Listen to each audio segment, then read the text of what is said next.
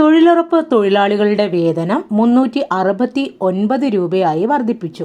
346 രൂപയിൽ നിന്നാണ് 369 രൂപയിലേക്ക് തൊഴിലുറപ്പ് തൊഴിലാളികളുടെ വേതനം വർദ്ധിപ്പിച്ചത്.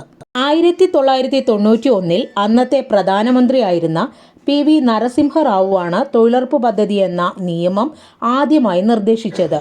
2005 ദേശീയ ഗ്രാമീണ തൊഴിലുറപ്പ് പദ്ധതി നിയമപ്രകാരമാണ് 2006 ഫെബ്രുവരി 2 ദേശീയ ഗ്രാമീണ തൊഴിലുറപ്പ് പദ്ധതി നിലവിൽ വന്നത്. മൻമോഹൻ സിംഗ് സോണിയാഗാന്ധിയാണ് അതിൻ്റെ ഉദ്ഘാടനം നിർവഹിച്ചത്. ആന്ധ്രാപ്രദേശിലെ ബണ്ടലപ്പള്ളി ഗ്രാമത്തിലാണ് ആദ്യമായിട്ട് തൊഴിലുറപ്പ് നടപ്പിലാക്കുന്നത്. 10ാം പഞ്ചവത്സര പദ്ധതി കാലത്താണ് തൊഴിലുറപ്പ് നിലവിൽ വന്നത്. കേരളത്തിൽ പാലക്കാട്, വയനാട് തുടങ്ങിയ ജില്ലകളിലാണ് ആദ്യമായി തൊഴിലുറപ്പ് പദ്ധതി നടപ്പിലാക്കിയത്.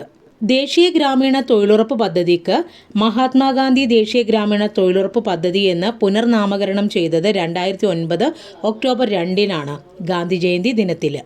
ഇന്ത്യയിൽ മുഴുവനായിട്ടും ദേശീയ ഗ്രാമീണ തൊഴിലുറപ്പ് പദ്ധതി നടപ്പിലാക്കിയത് 2008 ഏപ്രിൽ 1 നഗരങ്ങളിൽ അയ്യൻകാളി തൊഴിലുറപ്പ് പദ്ധതി നിലവിൽ വന്നത് 2010 ഓഗസ്റ്റ് 28 താങ്ക് യു.